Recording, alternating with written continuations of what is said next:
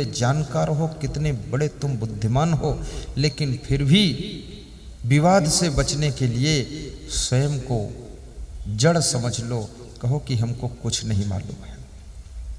और कितने बलवान हो, धनवान हो, फिर भी कमजोर लोगों से भी क्षमा मांग लो, विवाद में मत पड़ो कि अरे आप होशियार हैं, ठीक है, आप महान हैं, बलवान हैं, हम लोग कमजोर आदमी, जीने दो हमको भी। उसके झंझट से बचो, अपना काम करो। जमुझ बूझ जड़ होए रहे, बल तज निर्बल होए, कहीं कबीर ते ही दास का पल्ला न पकड़े कोई। कबीर साहब कहते उस दास का कोई पल्ला पकड़ने वाला नहीं है, उसके राह में कोई बाधा आने वाली नहीं है। अर्जुन ने इतनी धनुष विद्या मालूम थी, गंधर्वों को एक बाण में भस्म कर सकते थे, लेकिन उस व्यक्ति ने समझ बूझ जड़ होए रहे, बल तज निर्बल होए, हाथ जोड़कर गंधर्वों के लफड़े से छुट्टी ले लिया, दुर्योधन को छुड़ा दिया, अपना काम फिर शुरू कर लिया। ऐसे लफड़ों में नहीं फंसना चाहिए। समझ बूझ जड़ होए रहे, बल तज निर्बल हो, कहे कबीर ते ही दास का पला न पकड़े को। एक नई नई बहू अपने ससुराल में गई, सासू के पैर पकड़ा और सासू से कहा, सासू मेरे बुद्धि कम है और मैं कुछ करना जानती भी नहीं हूँ, मैं कैसे यहाँ रहूँगी, क्या करूँगी। तो उसकी सासू ने कहा, तू चिंता मत कर, मुझे सब मालूम है, मैं सब सिखा दूंगी तुझे।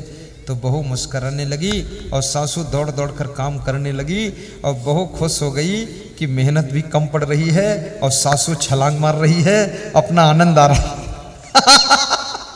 ऐसा भी बहुओं को कर लेना चाहिए कभी कभी। बूढ़ी सासू को अगर स्पीड से दौड़ाना हो तो ऐसी चाबी लगाओ तुम। और सासुएं बहू की खुशी में बहुत काम करती हैं। जिस समय बहू घर में आती है ना, तो सासू फिर से जवान हो जाती है एक बार, बहू की आगमन की खुशी में बहुत आनंद आता है। अपनी बहुओं को भी संभाल कर रखना। सामान नहीं संभालोगे, चोर ले जाएंगे तो कल खरीद लोगे, और बहू को नहीं संभालोगे तो दुकान पर कहाँ खरीदोगे इसको, ये मिलने वाली नहीं है। तो बहू को भी संभालना। गुरु को चाहिए कि अपने शिष्यों को संभाल कर रखे, और शिष्यों को चाहिए कि गुरु को संभाल कर रखे, और बहुओं को चाहिए कि अपने सास ससुर को संभाल कर रखें।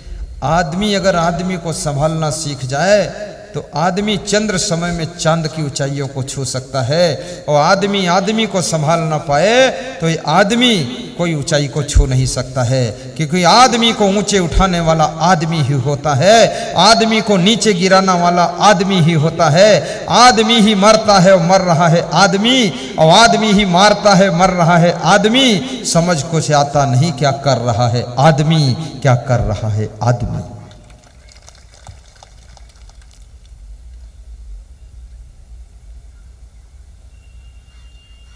तो कबीर का एक शब्द पकड़ो आप, करहो विचार जो सब दुख जाइए। कभी स्नान करने चलो तो विचार करो कि मौसम कैसा है। अधिक ठंडी है तो कम स्नान कीजिए, बहुत ज़्यादा ठंडी है तो कपड़ा भिगोकर निचोड़कर गीले कपड़े से बदन को पोंछकर नए कपड़े पहन लीजिए, स्नान मत कीजिए। लेकिन किसी को मत बताइए कि स्नान नहीं किया हूं, चुपके से रहो। गर्म पानी से स्नान मत कीजिए, गर्म पानी से स्नान करने में विचार कीजिए, क्योंकि शरीर ठंडा है। तुमने गर्म पानी से स्नान किया, खून गर्म हो गया, ठंडा खून था वो गर्म खून हो गया, फिर बाहर की ठंडी हवा लगी फिर ठंडा हो गया, तो ठंडे से गर्म, गर्म से ठंडा, ये 3 रिएक्शन एक्शन हो गए खून के। तो आपके शरीर में गठिया हो सकती है, वातरोग हो सकता है, कमर दर्द और घुटना दर्द हो सकता है। इसलिए कृपया गर्म पानी से न नहाया करो, ताज़े पानी से नहाया करो। और ठंडी से डर लगे तो कम नहाया करो, और ज़्यादा डर लगे तो दोपहर में नहाया करो, और दोपहर में भी डर लगे तो नया कपड़ा पहनकर बैठ जाया करो, किसी को बताया ना करो।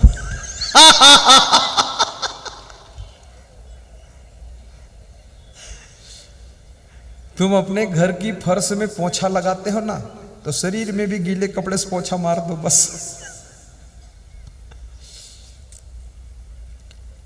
ठंडी ऋतु में शाम को मूली और जामफल न खाया करो, शाम को फल न खाया करो, सुबह फल खाया करो। दोपहर में भोजन के आधा घंटे बाद फल खाया करो, भोजन के बाद सलाद न खाया करो, भोजन के पहले सलाद खाया करो, बाद को भोजन किया करो। भोजन के बीच में प्यास लगे पानी थोड़ा पी लिया करो, भोजन के बाद तुरंत पानी न पिया करो, उससे कैंसर होता है। ये इसी साल मैंने वैज्ञानिकों का रिसर्च पढ़ा हूँ कि भोजन के बाद तुरंत पानी पीने से जो कैंसर के कीटाणु होते हैं वे एकदम डेवलप होते हैं और एक जगह इकट्ठे होकर गठान बनाते हैं और गठान बना करके वहाँ सड़न पैदा करते हैं और सड़न पैदा करते उसी का नाम कैंसर होता है।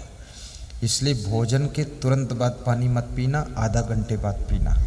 भोजन के बीच में थोड़ा पी सकते हो, पहले भी थोड़ा पी सकते हो। भोजन के पहले लघुशंका जाना, भोजन के बाद लघुशंका जाना, इससे गैस की बीमारी कभी नहीं होगी और पेट खराब ज़्यादा कभी नहीं होगा।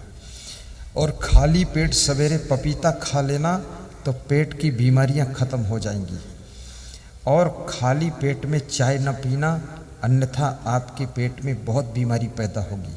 और चाय यदि ज़िंदगी भर के लिए छोड़ दो तो और अच्छा है, लेकिन पियो तो एक सुबह और एक शाम पी लो। तुम गृहस्थ हो, थोड़ा 2 चाय पी सकते हो, लेकिन साधु संत को तो चाय के चक्कर में नहीं पड़ना चाहिए। साधु संत को बहुत सावधानी से खाना पीना चाहिए। और निवेदन करूँगा कि जिनको शुगर है उन्हें सुबह बासी रोटी खा लेना चाहिए। शाम की बनी हुई रखी हुई सुबह बासी रोटी खाइए, उससे शुगर आपकी ख़त्म होगी। और जिनको शुगर है उनको शुगर फिट की दवाई यहाँ च्यवन आयुर्वेद की चमत्कारिक औषधि ले लेना चाहिए। शुगर फिट 400 पॉइंट पर शुगर थी जिनकी, 1 महीने दवा खाने से 140 पर शुगर आ गई है। कंट्रोल नहीं, शुगर घट गई, ख़त्म हो गई।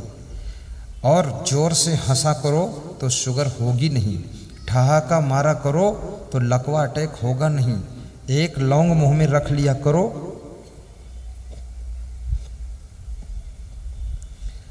तो आपको पैरालिसिस नहीं होगा। एक लौंग मुंह में रखकर उसका रस चूसते रहो 4 घंटे तक, पैरालिसिस नहीं होगा।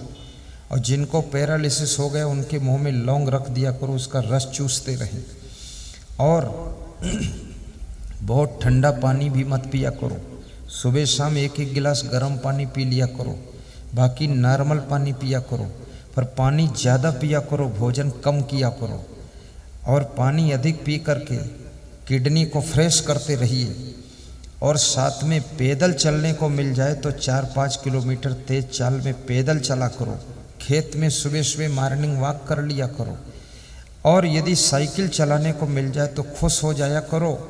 और गाड़ी में बैठने को मिल जाए तो सोचो कि सौभाग्य उदय हो गया, गाड़ी मिल गई। और यदि ट्रैक्टर पर बैठने को मिल जाए तो किस्मत माना करो कि ट्रैक्टर इतना तुम्हें हिला देगा कि अपने आप शरीर सही हो जाएगा। और कभी कठिन मेहनत करने को मिल जाए तो पूरे शरीर का व्यायाम हो जाता है। कभी मेहमान घर में 50 आ जाए तो हंस करके रोटी बना दिया करो। और कभी 200 मेहमान आ जाएं तो लांग बांध करके काम करके उनका भोजन बनाकर 3 महिलाएं बनाकर खिला दिया करो। हिम्मत न हारा करो, साहस से काम किया करो। पुरुषों को भरोसा दे दिया करो कि मेहमानों की चिंता तुम मत करो, संख्या बताओ, मैं सब तैयारी करती हूँ। जिसके द्वार पर मेहमान का सम्मान होता है, जिसके घर में अन्न का सम्मान होता है, जिसके घर में प्रवचन की आवाज़ गूंजती है, जिस घर के लोग नशा व्यसन से मुक्त रहते हैं, जिस घर में मधुर वाणी और धीरे बोला जाता है, उस घर में लक्ष्मी की कृपा बनी रहती है। वहाँ पर कभी दरिद्र नारायण नहीं आते हैं।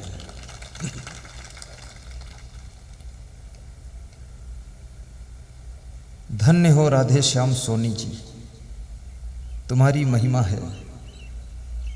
इनके मन में बड़ी इच्छा थी। इनका जब प्रोग्राम लगा तो मैंने लिस्ट में देखा तो प्रबंधक को फ़ोन किया कि इनको टाइम क्यों दिया, गरीब आदमी है, नहीं करा पाएंगे।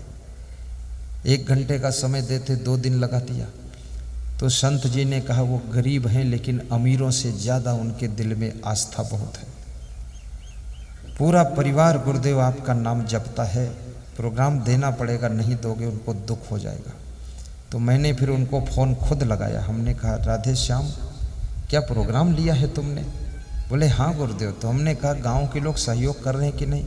बोले सब शारीरिक सहयोग करेंगे, बाकी तो सब अपन काफ़ी है। तो हमने कहा बड़ा कमाल है राधे श्याम, तुम ना करते प्रोग्राम? बोले क्यों गुरुदेव, आपके आशीर्वाद से हम माला माल हैं, कुछ कमी नहीं है, बहुत है। प्रोग्राम तो जरूर करूँगा गुरुदेव, ये हार्दिक इच्छा मेरी है। आज राधे श्याम सोनी ने सबको शिक्षा प्रदान कर दिया कि इतना स्थिति का व्यक्ति भी जब गुरुदेव का प्रोग्राम कर सकता है तो आप जैसे महान भाव गुरुदेव का तो बार बार प्रोग्राम कर सकते हो। सबके गांव में एक बार प्रोग्राम होना चाहिए। ये गांव आज पाट गांव तीर्थ का रूप ले चुका है। रामचरितमानस में लिखा हुआ है कि मुदु मंगलमय संत समाजू, जो जग जंगम तीर्थ राजू। संतों का समाज मुद मंगलकारी है और प्रयागराज तीर्थ है। साधु नाम दर्शनम पुण्यम तीर्थ भूता ही साधवा, कालेन फलते तीर्था सद्या साधु समागम। साधु के दर्शन से पुण्य होता है, तीर्थ में स्नान करने से फल देर में मिलता है, संत की सत्संग की गंगा में स्नान करने से उसका फल तुरंत मिलता है। सद्य साधु समागम। तो आज आप सत्संग के प्रयागराज में डुबकी लगा रहे हो, क्षिप्रा माँ में स्नान करने जाओगे उसका फल देर सवेर मिल सकता है, लेकिन ये सत्संग की क्षिप्रा जो है इसमें डुबकी लगाओगे तुरंत फल मिलता है। मन समझदार हो जाता है, बुराइयां दूर हो जाती हैं, विचार पैदा हो जाता है, विवेक जग जाता है, आदमी के दुख के कांटे सब सुख के फूल बन जाते हैं और जिंदगी धन्य हो जाती है। इसलिए संत समागम को प्रयागराज कहा गया है। तुलसीदास ने मानस में लिखा है कि इससे बड़ा और कोई तीर्थ नहीं है। इसलिए भाइयों बहनों तुम भाग्यशाली हो, आज 2 दिन के लिए पाट की पावन धरा पर सत्संग का तीर्थ आ गया है। इसमें डुबकी लगा करके मन वाणी कर्म का मैल धो लेना और अपनी जिंदगी को कृतार्थ कर लेना। ताली जोर से बजा दिया करो, तुम इतने ढीले ढाले क्यों? कुछ लोग तो दाढ़ी में हाथ लगाए बैठे हैं, उनका सिर इतना वजन है वो अपने आप रुकते ही नहीं, टिकानी लगाए। कुछ लोग तो टेढ़े बैठे हैं गिरे हुए, सीधे बैठो।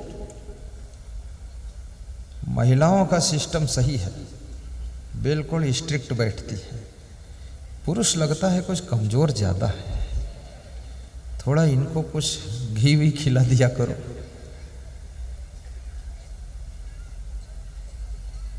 मैं महिलाओं को देखता हूं तो सब खुश नजर आती है और पुरुषों को देखता हूं तो 10% खुश है, 90% ऐसे चेहरे दिखते हैं भूत भावन। कमाल बहुत खतरनाक। हम भी डर जाते हैं कि कमाल है भैया, भूत पिशाच निकट नहीं आवे। थोड़ा खुश मिजाज रहा करो और शरीर को थोड़ा सुडौल रखो, व्यायाम भी किया करो। मुद मंगलमय संत समाजू, जो जग जंगम तीर्थ राजू। मुदु मंगलमय संत समाजू, जो जग जंगम तीर्थ राजू। सुनि समझहि जन मुदित मन, मज्जहि अति अनुराग, लहई चार फल अछत तनु, साधु समाज प्रिया। प्रथम भगति संतन कर संगा, दूजे रति मम कथा प्रसंगा। संत जिसके चरणों में भगवान ने भी सिर नवाया, महात्मा जिसके पीछे पीछे कृष्ण भगवान भी घूमते थे, निरपेक्षम मुनिम शांतम निर्वैरम समदर्शनम, अनव्रज्यामेहम नित्यम पूयते गिरुड़ भी। कृष्ण कहते हैं अपेक्षा रहित शांति मननशील समदर्शी संतों के पीछे मैं इसलिए घूमता हूं कि उनके चरणों की धूल मेरे ऊपर पड़ जाएगी तो मैं भी पवित्र हो जाऊंगा। कृष्ण भी संतों के चरणों की धूल चाहते।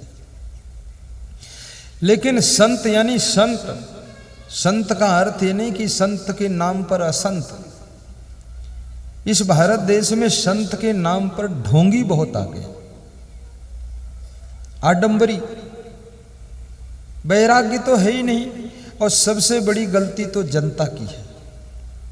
चप्पल खरीदते हो तो परख कर, घड़ी खरीदोगे परख कर, मोबाइल खरीदोगे जांच परख कर, साड़ी लोगे 20 बार देख कर। और ये साधु क्यों नहीं 20 बार परखते हो? इसको क्यों ऐसे तुम पकड़ लेते हो? समझो, परखो इसको। साधु का मतलब है जिसके पास में स्त्री नहीं है, लड़कियां नहीं है, जो लड़कियों के पास रहता नहीं है, लड़कियों को छूता नहीं है, और जो विषय विकार करता नहीं है, जिसके पास कोई नशा नहीं है, कोई लफड़ा नहीं है, जिसको अपने जन्म वाले घर में भी मोह नहीं है, जो अपने परिवार की चक्कर में भी नहीं फंसा हुआ है, माता पिता का भी चक्कर छूट गया है, जो भाइयों के भी चक्कर में नहीं है, सब मोह तोड़ दिया है, जो दुनिया में कहीं मोहित नहीं होता है, जो ब्रह्मचर्य का सही पालन करता है और माताओं बहनों से मर्यादा से रहता है, उसका नाम साधु होता है। कितने साधुओं को देखा गया, 10-10, 20-20 लड़कियां रखे और फिर भी लोग कहते हैं जय हो महाराज की। मुझे तो हंसी आती है कि मूर्ख कितने भरे हुए, ये देखते क्यों नहीं? क्या जरूरत उसको गुरु बनाने की? वो गुरु थोड़े हो तो गोरू है, बैल है पूरा, वो काहे का गुरु है? वो तुम्हें पार घाट क्या लगाएगा, तुम्हें और डुबा देगा बीच में। गुरु तो उसको कहते हैं जो इलायची तक का नशा नहीं होना चाहिए उसमें। गुरु वह है जो किसी नारी को गलत दृष्टि से देखे भी ना। और कितने साधुओं ने तो अपने आश्रम में ही न जाने कितने सदुनी बना के रखा है। सदुनी में सदुनी, विधुनम विधुनी, बेवकूफ आदमी, फालतू काम। ये सब क्या करते हो लफड़ा? जरूरत नहीं है। माताओं बहनों के अंदर तो इतनी बुद्धि, इतना विवेक है, जो प्रदेश को चलाती, मुख्यमंत्री बनकर देश को चलाती, घर घर को चलाती हैं, उनको तू क्या चलाएगा? साधु बना घूमता फालतू चोंगा पहने। वो खुद ही अगर चलाना होगा, प्रजापिता ब्रह्मा कुमारी पंथ में केवल महिलाएं संचालित करती हैं और लगभग उसमें 2-3 हजार महिलाएं साधु हैं, सब महिलाएं चलाती हैं। और कोई पुरुष का आश्रम इतना अच्छा नहीं जितना महिलाओं का अच्छा है। वो खाम एक लटकन लटकाए फालतू बवाल बनाते। तो साधु को पहचानना। आप, मैं थोड़ा खरा खरा बोल देता हूँ, नाम तो किसी का नहीं लेता हूँ, लेकिन बोलूँगा नहीं तो समझोगे नहीं। तुम गाय के बदले गधी तिर दूध लेने जाओगे, 2 लात खाओगे और फिर गाय की निंदा करोगे। हर 4 पैर का जानवर गाय नहीं होता है, गधी भी होती है। हाँ, हर पूंछ वाला जानवर भैंस नहीं होता है, वो हथनी भी होती। रौंद जाओगे तुम उसके पास जाओगे, दूध थोड़े मिलेगा। तो हर सफेद लाल पीले कपड़े पहनने वाला व्यक्ति साधु नहीं होता है। ये तुम तिलक को साधु क्यों मानते हो? जटा लटा कटा कनफटा को साधु क्यों मानते हो? खोपड़ी घुटा बड़ा जटा बांधे पगड़ी चुनौटी रगड़ी तमाकू खा रहा है, ये साधु वाधु, ये काम साधु का नहीं है। साधु तो वाह क्या बात है, आनंद चारों दिशा जगीरी में, मन लगो मेरे यार फकीरी में। ऐसा होता साधु।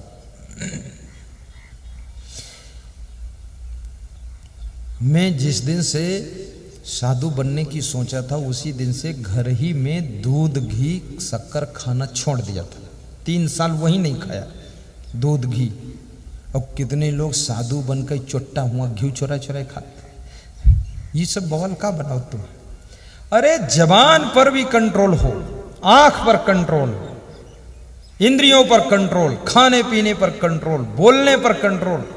संसारियों की तरह अगर जी रहे हो तो तुम साधु किस काम के? साधु का तो बस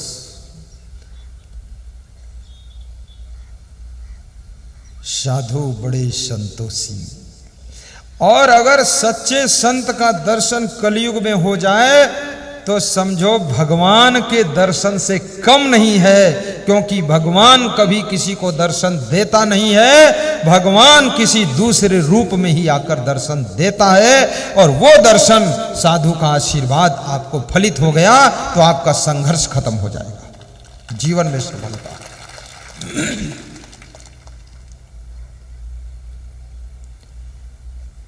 सच्चे संतों के चरणों में श्रद्धा रखना। ये ढोंगी गुरु घंटाल की कहानियां सुन सुनकर कहीं सच्चे संतों को भी मत छोड़ देना। उसे मेरा घाटा कुछ नहीं होगा, ना ना कुछ घाटा नहीं। मेरे पास तो इतनी बुद्धि है, अगर तुम प्रवचन न सुनो और हम ये काम छोड़ दें तो हम तो फिर बिजनेस चालू कर देंगे। कोई 10 लाख रुपए डेली कमाऊंगा मैं, इतना माइंड है।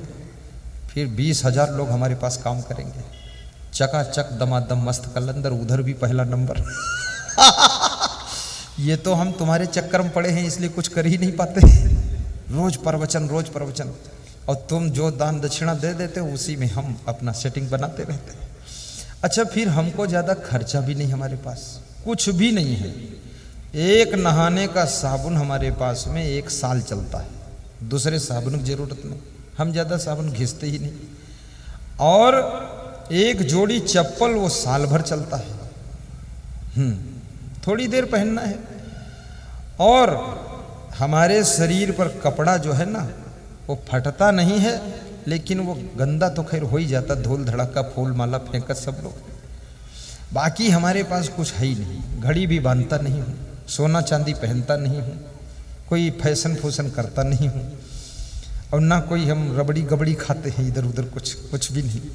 ना सिटी शहर घूमता हूँ, कुछ भी नहीं लफड़ा है, बहुत कम खर्च।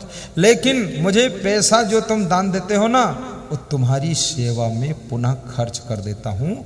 तुम्हारा दान टीवी चैनल में भेजता हूँ और वहाँ से जो प्रवचन आता टीवी में तो तुम घर बैठे सुनते हो। तुम हमको धन्यवाद देते हो, गुरुजी अच्छा सुनाते हो, हम तुमको धन्यवाद देते हैं कि तुम दान अच्छा देते हो, उसी पैसे से प्रवचन आ रहा है। तुम्हारा दान तुम्हारी सेवा में लौटाता। अभी जैसे आश्रम उज्जैन में बनेगा तो ये मेरे लिए थोड़े बनना है, ये तो नाम है खाली, असंग साहब का आश्रम बन रहा है। इसमें तो तुम लोग 1 लाख नर नारी वहाँ बैठकर कथा सुनोगे, 1 लाख नर नारी वहाँ भोजन भंडारा ग्रहण करोगे, 50,000 नर नारी वहाँ रात्रि विश्राम करोगे, और साथ साथ में वहाँ मैं प्रवचन सुनाऊंगा, आपको ध्यान सिखाऊंगा। जिनके बच्चे बिगड़ गए हैं उनका अलग से क्लास लूँगा, बच्चे पढ़ने नहीं जाते उनको सिखाऊंगा पढ़ने जाओ, जो बच्चे घर में कहना नहीं मानते आतंकवादी हो गए उनको कंट्रोल करना सिखा दूंगा, जिनके घर के बूढ़े बहुत घर में गाली बकते हैं उन बूढ़ों का भी क्लास लूँगा, बूढ़ों को सुधारूंगा। कितने घर के बूढ़े लोग बड़े खतरनाक हैं, सबको जीना मुश्किल किए हैं, उनका भी क्लास होगा। और कितने घर की महिलाएं जंतर मंतर करती रहती हैं तो उनको भी सुधारने के लिए क्लास चलेगा। पूरा यही काम करना है।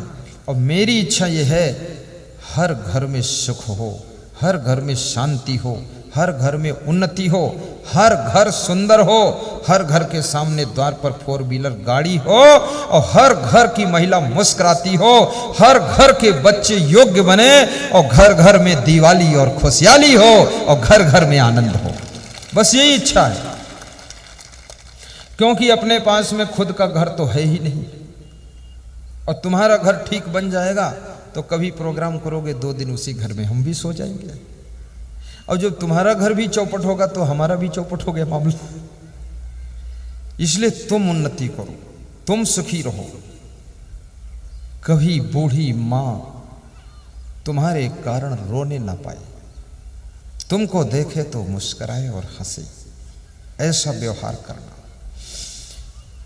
तुम्हारा पति कभी तुम्हारे कारण चिंता में न डूबे। तुम्हें कितना ही सहना पड़े, अपने पति से कह देना कि सब ठीक है, आनंद मंगल है, कोई कमी नहीं है, तुम निश्चिंत रहो, बहुत अच्छा है। पति का साहस बढ़ा देना, क्योंकि आपका पति बाहर के कार्यकर्ता बड़े संघर्ष सहता है। उन संघर्षों की घावों से उसको ठीक करने के लिए उसका मनोबल बढ़ा देना। आपका पति माना कि पुलिस में सर्विस करता है, चौराहे पर ड्यूटी लग गई, वहां धूप में खड़ा है, धूल में खड़ा है, गाड़ियां निकल रही हैं, उनको रोकता है, इधर रास्ता बताता उधर बताता है। कोई दारू पीकर गाड़ी उसी को ऊपर चढ़ा देता है, टांग भी टूट सकती है। इतने कष्ट उठा करके वेतन कमा कर लाता है, आपको देता है। तो मैं ऐसी नारी से कहूँगा, अपने जो पति है तुम्हारा पुलिस में सर्विस करता, उसको धन्यवाद देना कि पति देव चिंता मत करना, जो भी है बहुत है, मैं खुश हूँ और समय निकाल कर आ जाया करो। बाकी जितना कमाते हो इतना पर्याप्त है, कोई कमी नहीं है और मैं संतुष्ट हूँ। जब पत्नी बोलती है मैं संतुष्ट हूँ तो पति की खुशियाँ बढ़ जाती हैं। जब शिष्य बोलते हैं मैं खुश हूँ तो गुरु को आनंद आ जाता है। जब बेटे कहते हैं कि पिताजी आपको धन्यवाद है, आपने बहुत अच्छा किया, तो बाप की थकान मिट जाती है। और जब बाप कहता है कि मेरे बेटे बहू देवी देवता के समान हैं, तो बेटे और बहू के चेहरे पर मुस्कान आ जाती है। एक दूसरे की प्रशंसा करना, अच्छे बन करके रहना और अपने घर को स्वर्ग जैसा बनाना।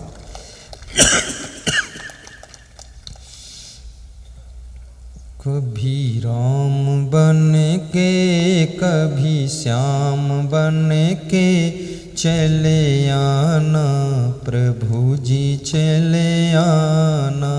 गाइए। कभी राम बन के कभी श्याम बन के चले आना, प्रभु जी चले आना। कबीर बन के महावीर बन के चले आना, गुरु जी चले आना। कबीर बन के महावीर बन के चले आना, प्रभु जी चले आना। तुम राम रूप में आना, तुम राम रूप में आना। सीता साथ लेके धनुष हाथ लेके चले आना, प्रभु जी चले आना। सीता साथ लेके धनुष हाथ लेके चले आना, प्रभु जी चले आना। कभी राम बन के कभी श्याम ताली बजा के बन के चले आना, सब गाइए। प्रभु जी चले आना। महिलाएं गाएंगी, पुरुष सुनेंगे, ताली सब बजाएंगे। कभी राम बन के कभी शाम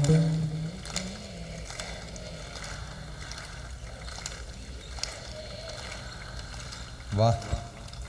अब पुरुष गाएंगे, महिलाएं सुनेंगी।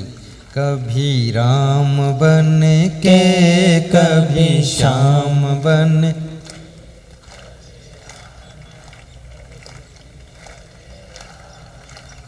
वाह वाह वाह।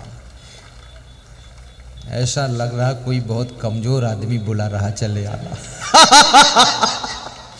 थोड़ा गले में दम आनी चाहिए।